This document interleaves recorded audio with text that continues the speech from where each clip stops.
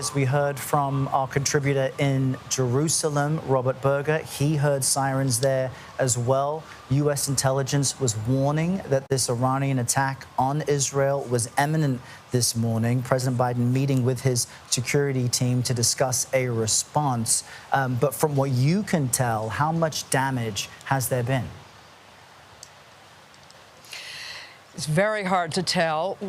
We shouldn't even really be outside right now. We should be in shelter, as should every Israeli. There's almost no traffic. We saw a lot of missiles being blown up by the interceptors. We didn't hear any bangs or crashes as if buildings had been hit, although, as I said, there was news that one has been hit. Sometimes you can see flaming shrapnel coming out of the sky, and that can do damage. But at the moment, there is no sort of survey of what's happened.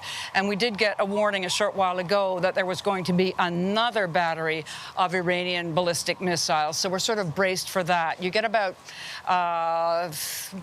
2, 3, 5 minutes warning. Everybody then should really head for the shelters. And then, of course, we see the fireworks over our heads. And of course, Liz, we want you and your team to stay safe. We appreciate you bringing us this real-time report. The IDF, that's the Israel Defense Forces, have said that the aerial defense array is identifying and intercepting launches. It appears at this moment that this attack from Iran has ended, but U.S. Secretary of Defense Lloyd Austin just yesterday reiterated that the U.S. supports Israel's right to defend itself. He went on to say that there needs to be a diplomatic resolution when speaking with Israel's, what it describes as a limited ground incursion in Lebanon against Hezbollah. How much does all of this force the U.S. to help Israel defend itself? Well, there are more U.S. military assets coming to the region. The Biden administration has made it very clear that it is going to support Israel. Israel, of course, has launched in the last few days another front in its war, attacking Hezbollah, and today, even today, going in limited ground incursions. We've had bombing all day and all night in Gaza, and the U.S. so far hasn't shown any sign of withdrawing support, either rhetorically or crucially in terms of military sales. We know that from within Israel, they have warned severe consequences for Iran in the event that this ballistic missile attack would take place. But it is happening at a time of increased insecurity in the region. How might we expect Israel to respond to this? It's such a difficult time to make those kind of predictions. As I said, there are two hot fronts in this war already. It's the eve of the Jewish New Year, the high holidays, so this should be a massive holiday and time for reflection tomorrow and the next day. And we're coming up on the anniversary of the October 7th attack. So passions are running very high. And on top of it, just a couple of hours ago, 2 terrorist gunmen got off the train about a mile from where I'm standing and began spraying the railway station in Jaffa, just down the coast, with gunfire. 8 people are dead in that attack, as well as the 2 terrorists. So the nation is feeling insecure, vulnerable, very much conflicted, and I think that probably the reaction, the strategy, and the tactics to respond are being formulated right now. It's interesting you mention the gunman attack. I had not heard that, but it is happening, as you say, at a time when we're approaching the 1-year anniversary of the October 7th attack, where Hamas militants, killed and kidnapped Israeli citizens. Prime Minister Benjamin Netanyahu has been under increasing pressure all year to do something to get hostages released and to reach some kind of peaceful resolution, some type of pause in the conflict. Talk to me more about what Israelis are telling you they want from their government. Well, hundreds of thousands of Israelis have been demonstrating most nights, telling Netanyahu they're not happy. They think that he's going for victory as opposed to the hostages coming home, and they would like to see a deal with Hamas. Prime Minister Netanyahu has shown no sign of wanting to negotiate, and in fact, he has opened a new front in the war on Israel's northern border. That being said, the head of Hamas, Yahya Sinwar, also shows no sign of wanting to negotiate. So the hopes for a negotiated solution, a peace, some kind of stability, even a ceasefire, have pretty much melted away for now.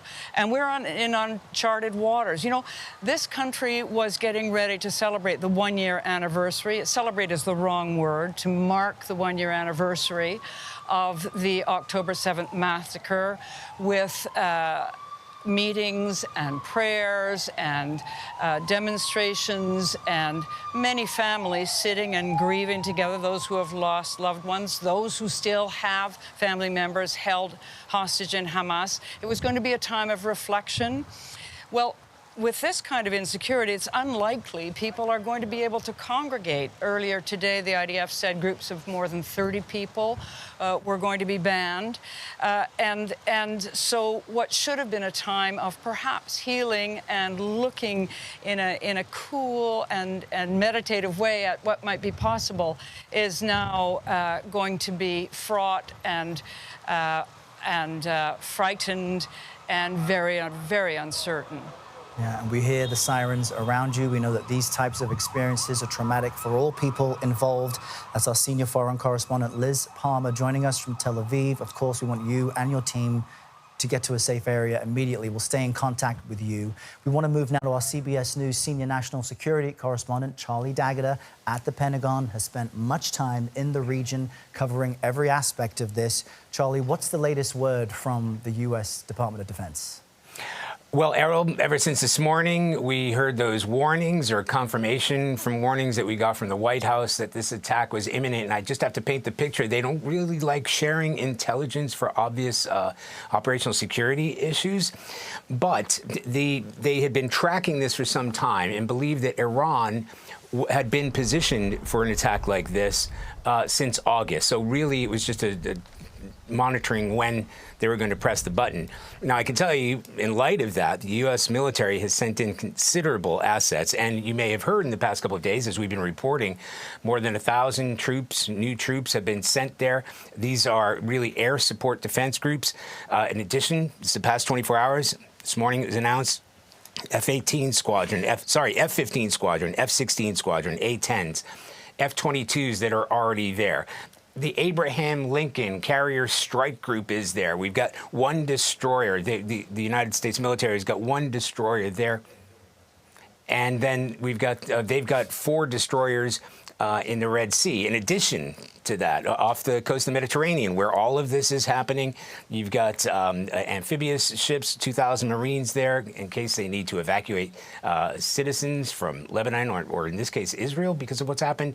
And they have F-18 fighter aircraft. Now, what we don't know, I just ran outside because we're watching all of this happening, and they're monitoring it, obviously, much more granularly than we are, is whether CENTCOM, the military organization in charge of that area, has been involved with the intercepts of any of these missiles. Because on April 13th, the United States was very heavily involved, along with coalition partners. What we've seen, and I've been checking it out on television too, remember that Israel has its own competent air defense systems, not necessarily the Iron Dome for something that big, but you've got David Sling, Arrow 3 that can intercept it, and that's what we've been looking at. So again, we are really in a wait and hold, an assessment, and we hope to learn in the next few minutes and hours how involved, if at all, the United States was in the defense of Israel during this salvo. Yeah, Charlie, this is all unfolding in real time. And just to update our viewers on the latest information we're getting, we understand that the National Security Council says President Biden, Vice President Harris are monitoring what they describe as the Iranian attack against Israel from the White House Situation Room. They are receiving regular updates, according to the NSC. The president now has directed the U.S. military to aid Israel's defense against Iranian attacks and to shoot down missiles targeting Israel. You just laid out for us some of the U.S. assets in the region. Defense Secretary Austin has said the U.S. will help Israel defend itself. But there is a risk at this moment of this becoming a much wider regional conflict. The defense secretary said there needs to be a diplomatic solution to all of this. How elusive is that today? Well, he'd also been warning about serious consequences. And you mentioned that earlier about the conversation that he had with the Israeli defense minister. The Pentagon re-released that statement almost to double down, a statement not only to reassure U.S. and its allies, but a message to Iran. So the question now, and I think we also have to put the brakes on it just a moment. The U.S. military isn't there just in the defense of Israel, but there are 40,000 U.S. troops across that region, and they have been targeted in the past from Iranian-backed Houthi rebels, Iranian-backed militias inside places like Iraq and Syria. So part of that forward posture, as the military would call it, is in protection of U.S. troops too. Now, the big question is what will be the response from Israel? Or, as I said, we need to know how involved the United States and the military hardware in that region was involved in fending off this attack, because it was very involved last time. There are several destroyers launching, they could launch cruise missiles, they could launch intercepts. The USS Georgia submarine ballistic cruise missile is still in that area and capable. So they are forward postured. As a matter of fact, as it's been described to me, they're more forward postured. They've got more military hardware in that area than they even had on April 13th. So they were prepared for something like this. Just have to see how involved they've been. And again, they are advocating for a diplomatic solution, but Secretary Blinken canceling his public events moments ago because of this. That's our Charlie Daggett, a senior national security correspondent, giving us the latest from the Pentagon. Charlie, thank you for that. Let's bring in senior White House correspondent Weijia Zhang now with the latest from there. What is President Biden doing? What can we expect today, Weijia?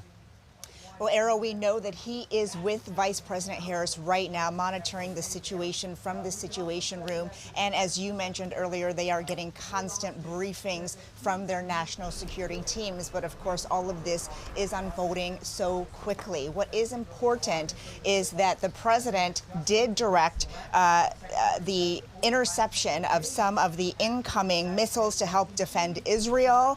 And we do know that they were able to do that. And that is largely why back in April, the last time Iran struck Israel, that there was a limited amount of damage, a limited number of casualties because of this U.S.-led coalition, along with Israel's formidable Iron Dome defense system. So there was not as much damage as there could have been. But you are asking all the critical questions right now, Errol. And I think the biggest one right now is what happens next and how much does Israel respond? Because the president has been trying to broker some kind of a ceasefire agreement in Lebanon, not to be confused with in Gaza, but in Lebanon.